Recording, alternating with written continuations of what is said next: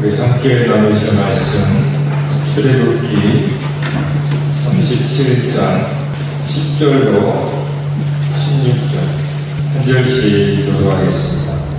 그가 또 조각목으로 상을 만들었으니 길이가 2규빗, 너비가 1규빗, 높이가 1규빗 반이며 순금으로 싸고 위쪽 가장자리로 돌아가며 금태를 둘렀으며 그 주위에 손바닥 날개만한 턱을 만들고 턱 주위에 금으로 태를 만들었고 상을 위하여 금고리를 쓰고 만들어 겉에를 위에 놨으니 그 고리가 턱 곁에 있어서 상을 매는 채를 꿰게 하였으며 또 조각목으로 상매체를 만들어 금으로 샀으며 같이 상 위에 기포 대접과 숟가락과 장과 다른 병을 순금으로 만들었더라. 아멘. 힘내세요. 영광이 나타나기 원합니다. 하나님의 영광이 여러분 가운데서 뚫고 나오는 빛. 마치 알이 나의 이 알 껍질을, 그쵸? 이 나의 삶이라고 하는, 살면서 굳어진 나의 이 있잖아요. 이거를 깨뜨려서 빛이 팍 나오는 상상을 해보세요. 그게 하나님의 영광이고 하나님이 여러분에게서 행하시는 일이죠. 그러니까 알을 딱 깨고 나오듯이 저와 여러분의 이 갑옷을 여러분의 인생의 갑옷이거든요. 왜냐하면 고생을 많이 하고 고난을 많이 하는 게 이게 다 이게 덕지덕지 갑옷이 돼요. 마음이. 그거를 빡 뚫고 나오는 빛, 한 줄기 빛이 딱 나오는 거 생각해보세요. 야, 그게 하나님의 역사입니다. 성령님의 역사. 할렐루야? 네. 그래서 여러분 아무런 일이 일어나지 않은 게 아니에요. 알을 봐봐요. 아무것도 일하지 않은 것 같잖아요. 근데 그 속에서 생명이 계속 힘을 막 기르고 있습니다. 때가 되면 빡 트고 나오는 거예요. 그러니까 겉으로 봤을 때 뭐 아무런 변화가 없는 그냥 알 같지만 때가 되면 그걸 이기고 딱 뚫잖아요. 그러니까 여러분도 우리도 마찬가지입니다. 그렇게 계속 우리에게 하나님께서 가만히 계신 게 아니고 반드시 뚫고 나오게 되어 있어요. 그래서 그러려면 힘이 있어야 됩니다. 오늘 그래서 주제가 마치 또 거룩한 식탁. 여기 오늘 말씀에 성막 안에 우리가 이제 떡상 그렇게도 말하고 이 떡상이란 말도 물론 맞긴 맞는데 조금 더 실감나게 말하면 식탁입니다. 식탁. 그 이유에 대해서는 이제 말씀을 통해서 우리가 보도록 하겠습니다. 우리 읽은 본문은 이제 성막 안에 식탁, 떡상이라고 하는데, 자, 그림 한번 보십시다. 이렇게 되어 있습니다. 테이블 오브 셰프레드. 이게 뭐냐면, 이쪽에 떡상인데, 지금 진설병이라고 그랬죠. 진설병 그러니까 뭐, 특별히 진설한 떡이다. 그 뜻이에요. 그냥 진설병이란 이름이 있는 게 아니고, 떡을 진설해 놨다. 그 말이에요. 그러니까 떡, 그냥, 여러분 지금도 마찬가지인데, 중동 지방에 가면, 난이라고, 이렇게 피자처럼 난이라고 되어 있어요. 이만해요. 그거를 시장 가면 막 팔거든요. 삐끗한 거예요. 그래서 찢어서 이렇게 나눠주고 하는, 이제 그런 빵이죠, 빵. 빵입니다. 그래서 이쪽 6개, 이쪽 6개. 그 다음에 포도주를 담는 것이 있고, 이렇게 저 위에는 이제 유황, 떡 위에 있잖아요. 컵에다 유황을 이제 이렇게 올려놓는 거거든요. 그래서 떡은 그 일주일에 한 번씩 이렇게 새 것으로 주마다 갑니다. 저것도 이제 제사장이 하는 역할이죠. 자, 여러분 이해를 돕기 위해서 사실 하나님의 성막에 떡상, 제사상 같지 않아요? 네? 자, 이러한 여러분 이걸 뭐 이상하게 듣지 마세요. 이건 흔한 겁니다. 여러분 어디 가든 우상을 섬기든 어디 종교를 가든 심지어 미신이라도 항상 상을 차립니다. 네. 그렇죠?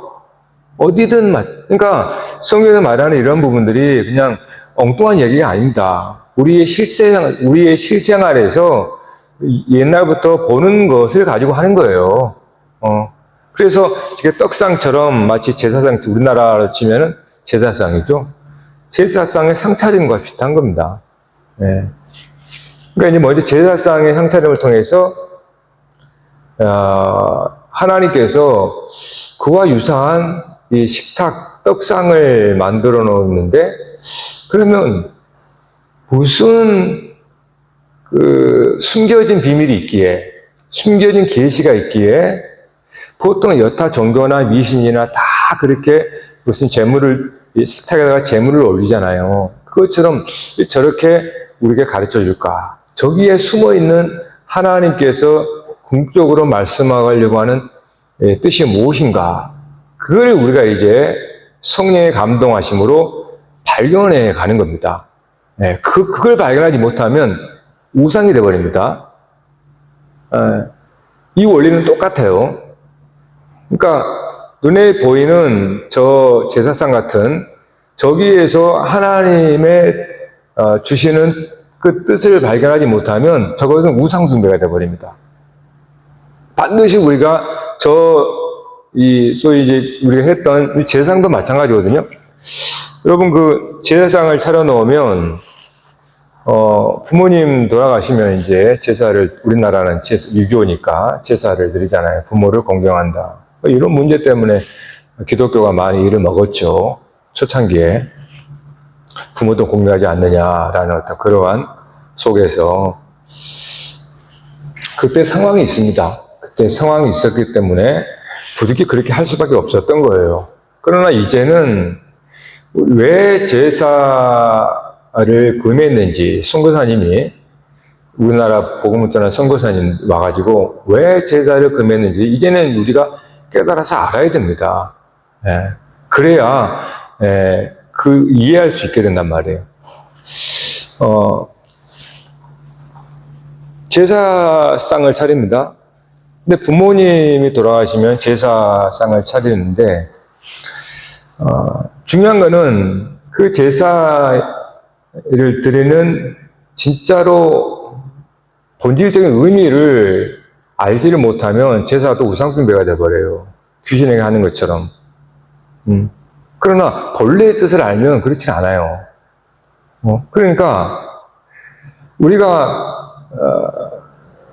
놓치지 말아야 하는 것은 이제 소위 이제 부모죠. 부모에게 제사상을 기일이라고 그러죠. 제사상을 드린다. 지금 우리 기독교에서는 따로 기일이라고 그러죠. 함께 가족끼리 모여서 예배 드리는, 똑같아요, 사실은. 그게 형식만 다를 뿐이지. 그러니까 그 목적이 무언가가 중요합니다. 보여지는 격식이나 이런 게 중요한 게 아니고, 무엇이 그런 제사를 통해서 하고자 하는 것인가.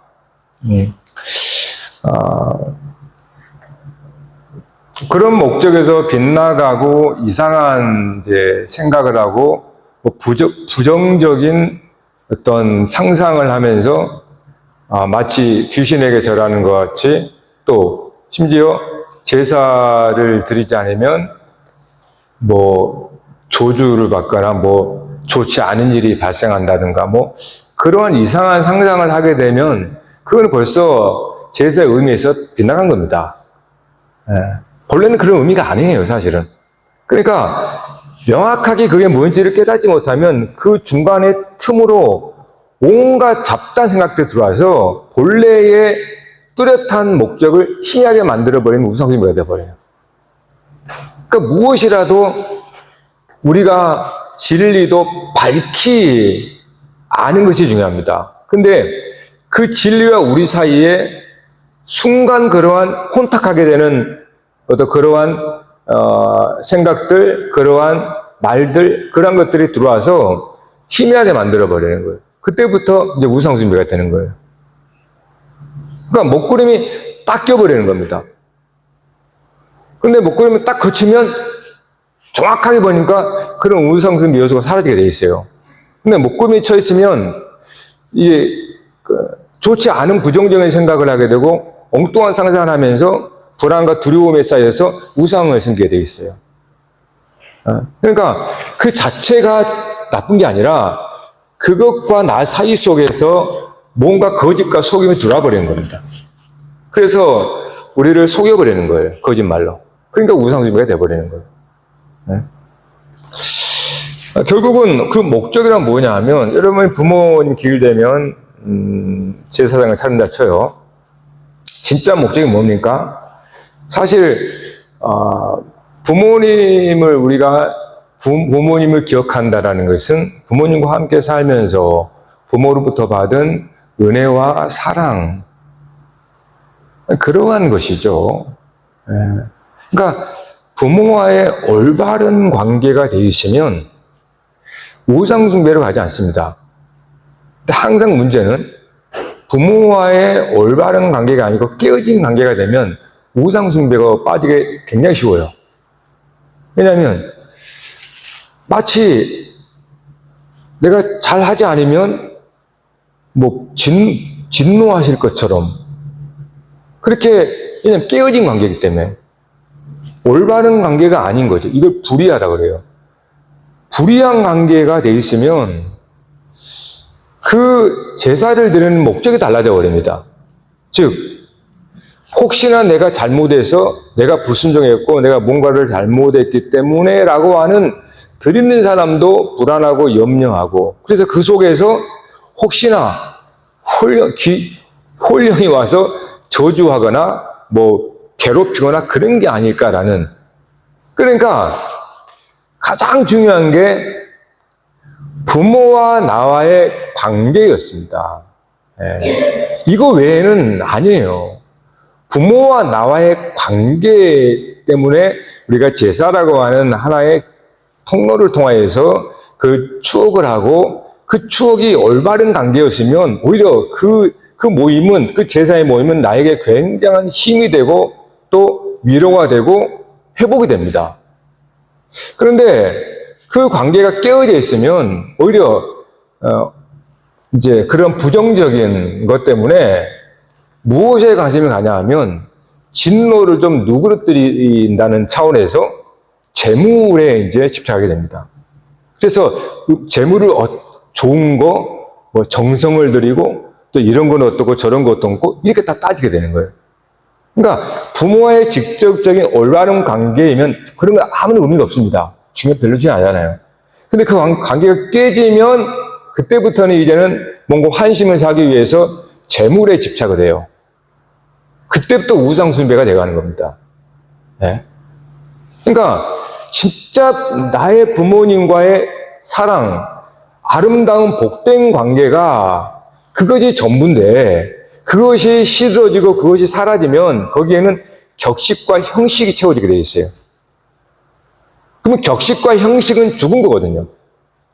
그래서 그때부터 그냥 열심과 정성이라고 하는 그것을 가지고 마치 환심을 사거나 달래기 위한 그런 이상하게 전락해 버리는 겁니다. 그래서 이제 우상숭배로 돼버린다 이 말이에요. 본래는 여러분 어떻게 내 부모님을 기억하고 제사를 하는 것은 부모님과 함께 부모님이 좋아하는 음식이잖아요. 부모님이 좋아하는 생전에 좋아하는 음식을 내가 차려서 사실은 그게 뭡니까?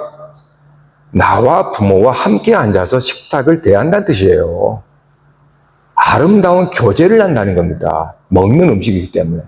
네? 그래서 우리는 내 부모의 마음을 알고 친교를 나누는 거죠. 그게 어떻게 우상숭배가 돼요? 문제는 관계가 깨어짐으로 인해서 합니다. 관계가 깨어진다는 건 뭐냐 하면 부모의 마음을 전혀 깨닫도 이해하지도 못하는 거예요. 네? 그것이 이스라엘 백성들의 문제죠. 이스라엘 백성들이 제물을 드립니다. 절기만 때 드리고 무슨 뭐 안식일 때 계속 이렇게 제물을 드려요. 하나님이 누구신지, 하나님께서 왜 율법의 제물을 막 굉장히 자세하게 얘기하거든요. 부정한 거, 뭐 깨끗한 거, 그러면서 가져올 때 뭐 가장 최상급 제물, 병들거나 뭐 눈물거나 그런 거 가져오면 안 된다. 이런 식으로 아주 제물에 대해서 하나님께서 율법으로 세세하게 얘기해요. 그러면 그게 하나님의 무슨 뜻일까요? 그걸 우리 생각해야 되는 겁니다. 하나님이 그렇게 그거 뭐 정성을 받으시려고 그런 걸까요? 그게 아니죠. 앞서 말한 것처럼 하나님과 우리와의 관계입니다. 올바른 관계. 올바른 관계를 말하고 있는 거예요. 이 올바른 관계라고 하는 하나님의 뜻을 알고 그 뜻을 가지고 오라는 겁니다. 네. 하나님의 부모의 마음이 있고 부모의 마음을 알고 자식이 가라는 거예요. 그러면 그 뜻이 하나가 되잖아요. 화목이 된단 말이에요. 근데 우리는 부모 말을 잘 안 듣죠. 원래 거역하기 잘하고. 그러니까 늘 미안하니까. 그러다가 돌아가시면 우상숭배를 전락이 아주 쉬워요. 왜요? 관계 회복이 안 됐기 때문에. 그래서 들어온 겁니다. 무섭고. 심지어 부모라도. 여러분이 평생 살면서 부모의 엄청난 사랑을 받고 정말 너무너무 사랑했고 그런데 가셨어.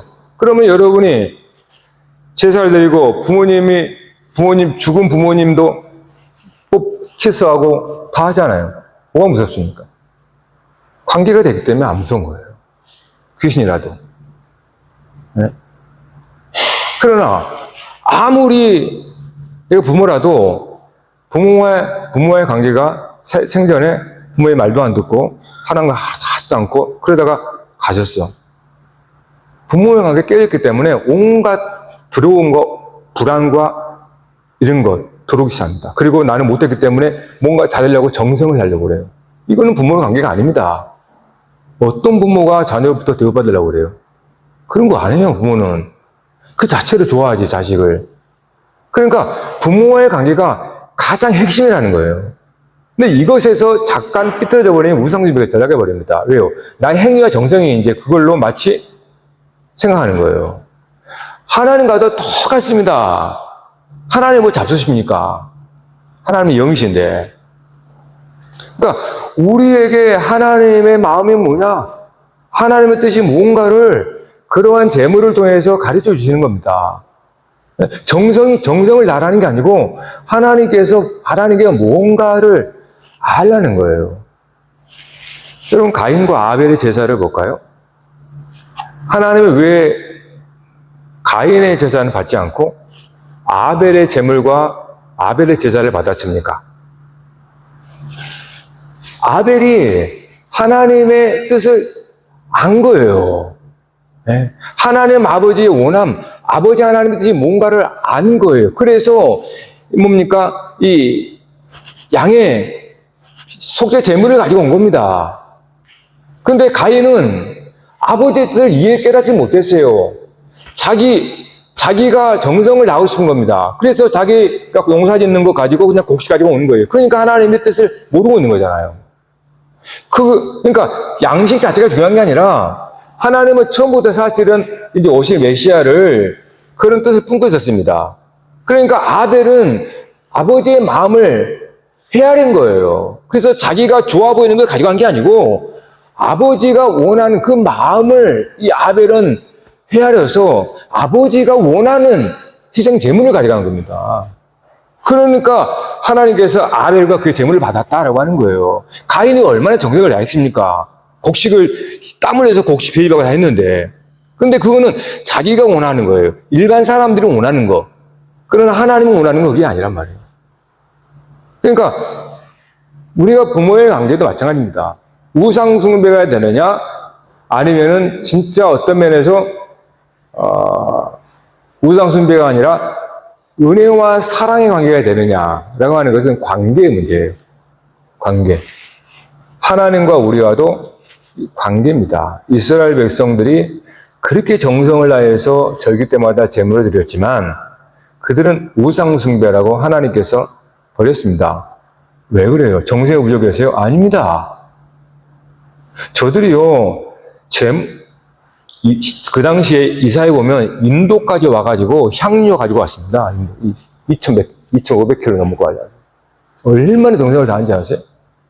정성이 중요한 게 아니에요. 정성을 원하는 게 아닙니다. 어떻게 부모가 돼가지고 자식의 정성을 다하라 합니까? 그럼 부모가 아니죠. 부모가 자녀를 섬기는 겁니다. 죽어서도. 하나님이 크시잖아요. 크신 하나님의 자녀에게 음식을 베풀어주는 겁니다. 그러니까 우리가 하나님을 잘 알지를 못하면, 그분이 누구인지를 깨닫지 못하면 마치 군왕을 섬기듯이 무섭고 두려움으로, 그래서 혹시나 뭐가 잘못되면 저주하지 않을까? 재앙을 드리지 않을까? 심판하지 않을까? 두려움으로 막 격식과 절차 이런 것들에 막 엄청 신경 쓰고, 이걸 율법주의라고 그래요. 하나님은 율법을 통해서 말씀하는 것이 있습니다. 근데 그 하나님의 마음을 우리가 헤아리지 못하면요, 율법과 규칙과 규례와 절차에 빠져버려요. 그러면 우상숭배가 되는 겁니다, 여러분. 사랑이에요, 사랑. 연애입니다, 그래. 하나님과 우리와의 관계는. 부모와 여러분 자식 관계는 무조건적인 사랑이라고 그래요. 진짜로. 무조건적인 사랑. 여러분, 우리 부모님들 계시잖아요. 우리 부모님들은 객관적이지 못합니다. 자식에 대해서는. 적어도 자식에 있어서는 주관적일 수밖에 없어요. 여러분 자식이 제일 이쁘잖아요. 제일 소중하고. 그건 여러분, 당연한 겁니다, 여러분. 부모기 때문에. 고슴도치도 자기 새끼 껴안는 거 제일 이쁘고. 그건 여러분, 잘못된 것이 아니고, 이제 그렇지 않은 게 잘못입니다. 객관적이라고요? 부모는 그러면 안 돼요. 부모는 자기 몸입니다. 분신이기 때문에 주관적일 수밖에 없어요. 그게 부모잖아요. 우리가 여기서 뭘 배웁니까? 하나님과 우리와의 관계를 거기서 깨달아야 됩니다. 하나님은 우리만을 위해요. 하나님의 자녀만을 위해요. 소중하지 않은 사람, 하나님에게는 한 사람도 없어요. 여러분 자녀 10명이 10손가락 다 깨물어 아프잖아요. 더군다나 더 아픈 손가락은 더 가시는 거잖아요. 우리 하나님 아버지 더하면 더했지 우리보다 못하진 않습니다. 악한 우리 부모도 그렇게 자식에게 돌을 달라는 떡을 주는 것처럼 하물며 하나님께서 우리에게 뭘 못 주시겠습니까? 그러니까 이런 이 세상에 우리가 육신의 부모와의 관계가 그래서 좋으면 하나님과의 관계도 조금 더 사실은 친밀해질 수가 있어요. 그래서 이 세상의 삶도 매우 중요하다는 겁니다. 부모님들은 하나님을 대리하는 거거든요. 하나님을 보여주는 겁니다. 아직 어린, 아무것도 모르는, 하나님에 대한 지식도 없는 이 아이들에게 부모는 하나님과 같은 자거든요. 그래서 대리해 주는 거예요. 그래서 결국은 이거 떡상인데 이 떡과 이 잔이 무엇을 의미하는지, 즉 하나님께서 무엇을 주시는지를 깨닫지를 못하면 우상숭배가 돼요. 이스라엘 백성들이 그렇게 한 것처럼. 우리나라 기독교 초기에 왜 이것들의 문제가 되겠습니까? 사실은 그 진짜의 의미를 잊어버리는 거예요.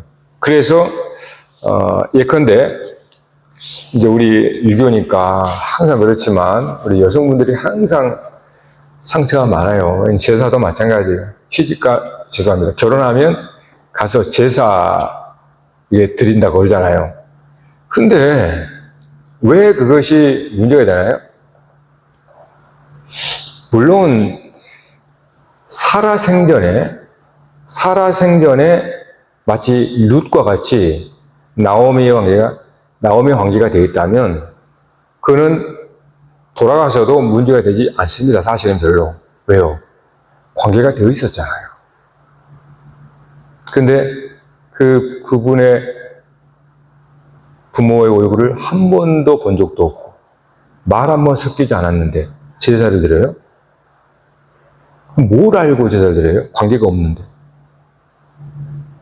그래서 우상숭배가 되는 겁니다.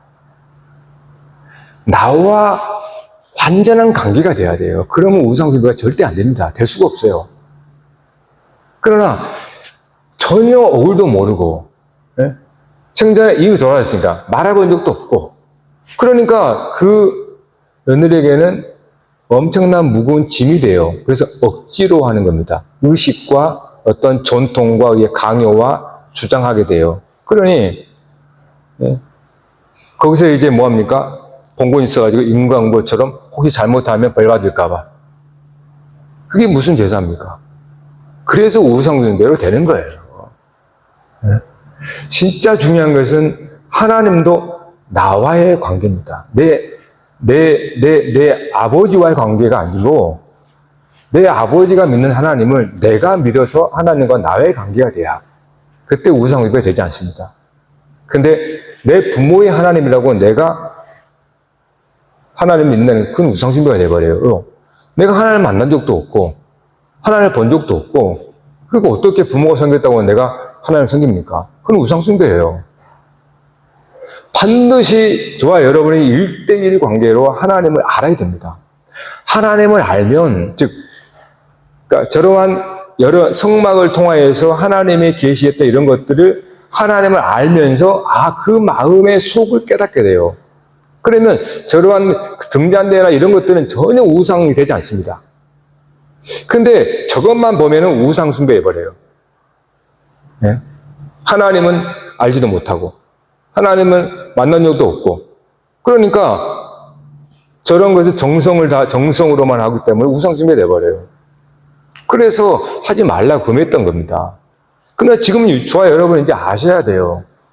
하나님이 왜, 우리는 이제는 다시는 저런 거 하지 않잖아요. 왜요? 우리는 압니다. 저 식탁이 뭔지를. 이미 알고 있어요. 떡과 포도주는 예수 그리스도의 예표라는 거 이미 알고 있습니다. 그래서 더 이상 할 필요가 없는 거예요, 여기다가. 모르면 저걸 하게 되어 있습니다. 그래서 떡이 중요하고, 그 다음에 포도주도 중요하니까, 저거를 막 성기게 돼 있어요. 막 거룩하다 그러고 막 이렇게 하고 막. 모르니까 저게.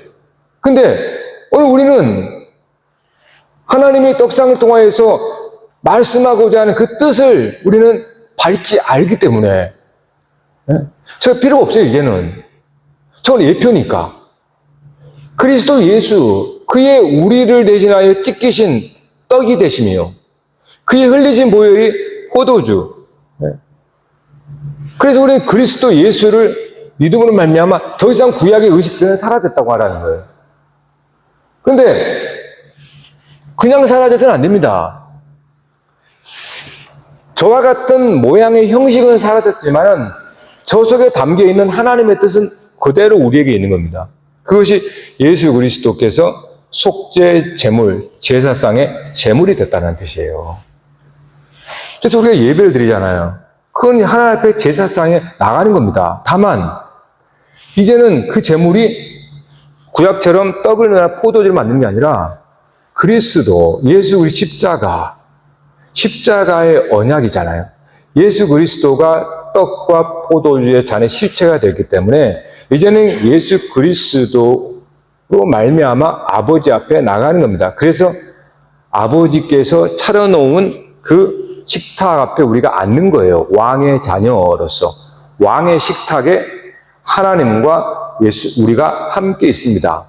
근데 거기에 식탁 위에 있는 게 뭐겠어요? 죄송하지만 어린 양 그리스도예요. 우리가 먹는 거는 어린 양 그리스도를 먹는 겁니다.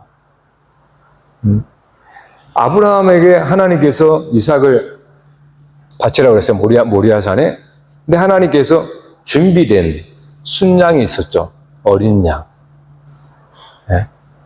그 어린 양을 바쳐주겠습니다. 그것이 이제 세상 죄를 지고 가는 하나님 어린 양 예수 그리스도가 되셨잖아요. 그래서 하나님이 마련한 식탁에는 뭐가 있는지 아세요? 어린 양 그리스도가 있는 겁니다. 제물로. 우리는 교회 와서 뭘 먹습니까? 그리스도를 먹는 거예요. 그러면 누가 준비할까요? 여러분이 준비하는 게 아닙니다. 아버지가 준비하는 거예요. 아버지가. 부모가 준비하고 얘들아 부르는 거예요. 하나님께서 어린 양을 속죄 제물로 받으셨잖아요. 그 제물을 식탁에 배설합니다. 그리고 자녀들을 부르는 거예요. 그래서 떡과 잔을 나누면서 교제를 하는 거예요. 그래서 떡과 잔은 일반적으로 음식입니다. 그 속에는 오늘 저와 여러분이 아까 우리 찬양하면서 지치고 고단하다 그랬죠. 하나님은 그걸 아십니다. 그래서 먹으라 할 말이에요. 하나님께서 생명의 양식 대신 그리스도를 십자가의 제물로 삼아서 준비해 놓은 겁니다. 그래서 우리는 세상에 살면서 얼마나 힘이 듭니까? 진짜로. 거기서 살면서 지치고 찢기고 그렇게 교회에 와서 교회 와서는 여러분 먹는 일에 집중하셔야 돼요. 그게 뭡니까? 말씀이에요. 그리스도 말씀. 그것이 우리에게 생명 양식입니다. 하나님이 준비하신 식탁에 준비한 그리스도의 말씀. 네. 그래서 우리는 그 그리스도의 말씀을 먹고 포도주를 마시면서 원기를 회복하는 거예요. 교회는. 그게 오늘 여러분이 물론 아직 부모님이 살아계시면 가시면 어떻게 해요? 부모님이. 저는 부모님이 다 돌아가셨지만 그래요. 여러분 가시면 어떻게 해요? 부모님이. 부모님은 죽을 때까지 부모예요. 아무리 자식이 나이가 많아도 자식입니다. 그러니까 그렇게 노인이 늙으시면서도 70, 80 먹은 자녀가 와도 당신이 해서 주고 싶어 합니다. 네? 힘들지 하면서.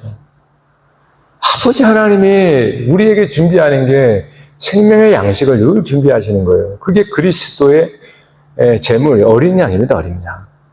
그래서 우리가 준비한다고 생각하니까 우상 숭배가 돼버려요, 하나님을 마치 못된 그런 주인처럼. 성경에 들어봐보세요. 여러분, 큰 자가 작은 자를 섬깁니다. 하나님께서 우리를 섬기는 거예요. 그래서 그리스도도 우리를 섬기는 겁니다. 그리스도께서 성경을 받으러 오는 게 아니라 내가 섬기러 왔다 그러잖아요. 그래서 그 식탁 앞에 왕의 자녀들이 앉아서 그리스도의 제물을 함께 먹고 마시는 겁니다. 거기서 우리는 생명의 힘을 얻는 거예요. 그래서 다시 세상에 나갈 용기와 능력을 얻게 되는 겁니다. 할렐루야. 네. 그러니까 여러분, 주님 앞에 나올 때 우리가 그러면 빈손으로 나오나요? 하나님께서 빈손으로 나오지 말라 그랬습니다. 왜 그럴까요? 우리가 그리스도의 말씀을 먼저 먹고 세상에 나가서는 전리품을 가지고 오는 겁니다. 전리품. 그 전리품은 사실은 여러분 자신이에요. 나의 그리스도의 속 사람으로 세상에 나가서 나의 겉사람의 전리품을 가지고 하나님 앞에 십자가의 제물로 나를 드리는 겁니다. 그러니까 항상 원리는 먼저 위로부터 주어지는 겁니다. 항상. 하나님이 먼저 은혜를 주시게 돼 있어요. 먼저 은혜를 받지 않고 내가 바치잖아요. 그건 우상숭배가 됩니다. 왜요? 그럼 내 정성이 되고 정성을 바치면 보상을 요구하게 돼 있어요. 그건 하나님과 거래를 하게 됩니다. 그건 우상숭배예요. 하나님이 먼저 받으시는 게 아닙니다. 먼저 하나님 우리에게 감당할 수 없는 은혜를 주셔버려요. 그 은혜로 말미암아 우리는 사실 반응을 하는 겁니다. 하나님 앞에. 그럴 때는 결코 우상숭배가 될 수가 없어요. 은혜로 너무나 감사해서 이 한 몸도 부족한데 감사해서 뭐 어떻게 그게 하나님 우상숭배가 됩니까? 문제는 받지도 않았으면서 하나님의 은혜, 넘치는 은혜, 불광력적인 그 하나님의 자비, 은혜를 내가 가지도 않으면서 내가 세상에 본 대로 마치 제사상 정성을 다하는 것처럼 그렇게 재물을 정성을 다하는 것은 하나님은 우상숭배를 만드는 겁니다. 그래서 하나님께서 돌아서 버려요. 여러분, 정말 중요한 거는 하나님께서 우리에게 준비하신 어린 양입니다. 그래서 우리가 하나 앞에 갈 때에 그 어린 양의 결국 그리스도 예수죠. 예수 그리스도의 말씀을 먹으면서 그 예수 그리스도의 말씀이 좋아요 보니까 어떻게 됩니까? 여러분이 음식을 먹으면 뒤로 갈 건 나쁜 거 뒤로 다 빠져요. 근데 진짜 영양소는 여러분 몸으로 다 되게 합니다. 자, 이 원리와 똑같아요. 여러분이 그리스도의 말씀을 먹잖아요. 먹으면 그 양식은 내 몸이 되어버려요. 내 몸이, 그래서 그리스도와 내가 구분이 안 됩니다. 그 말은 그리스도의 말씀을 내가 먹으면, 믿으면 그 말씀이 내 마음의 양식이 되어서 내 살과 피가 되어버려요. 그러니까 그게 하나님의 말씀이 내게 남아있는 겁니다. 빠지면 빠지더라도. 점점 그래서 그리스도의 말씀을 내가 먹으면 나의 마음과 주의 말씀이 점점 하나가 돼갑니다. 처음에는 두 가지 섞어져가 불순물처럼 막 있어요. 그런데 인생의 고난 속에서 내 안에 있는 육적인 그러한 죄로 든 그런 것들이 다 빠져가면서 내 안에 남는 건 말씀만, 하나님의 그리스도의 말씀만이 딱 남아요. 그게 송화라고 합니다. 우리는 날마다 주님 앞에 우리를 드리는 겁니다. 로마서 12장 1절처럼. 그러므로 형제들아, 하나님 너희 몸을 하나님께 드릴 영적 산 제물로 드리라. 그래서 우리는 오늘 또 말씀을 먹습니다. 여러분이 세상은 하나님의 영의 말씀을 모르고 그냥 육신의 말씀만으로 살기 때문에 우리는 생명의 말씀을 먹음으로 새 힘을 얻게 됩니다. 세상 사람이 알지 못하는 힘, 사람들이 궁금해할 그 힘을 나는 얻게 되는 거예요. 말씀이 나에게 힘이 되고 내 영혼의 말씀이 능력이 됨으로써 그것을 우리가 돌아갈 때는 하나님 앞에 감사 인사하고 돌아가는 거죠. 감사합니다. 하나님께서 베풀어 주신 그리스도의 희생 제물을 우리가 든든히 먹고 세상에 나가서 그리스도의 사신이 되어서 그리스도의 말씀을 가지고 그렇게 살아야겠습니다. 그렇게 힘있게 우리가 먹고 가는 거예요. 할렐루야. 그래서 여러분 교회 올 때 늘 기대를 하셔야 됩니다. 하나님 오늘도 그리스도의 말씀을 나에게 주실 텐데. 물론 때로는 달콤한 것도 때로는 보통 쓰디 써요. 쓰디 쓴 말씀이지만은 그 말씀이 나에게 약이 된다 생각하시고 그 말씀을 깊이 먹고 씹으면 그것이 내 몸의 살과 피가 되어버립니다. 그래서 어느 순간 점점 여러분이 변하게 되어 있어요. 어떻게? 그리스도를 닮아가는 사람으로 변화가 됩니다. 마치 체질이 바뀌듯이 영적 체질로 바뀌어가는 거예요. 할렐루야. 여러분 체질이 바뀌는 걸 처음엔 잘 모릅니다.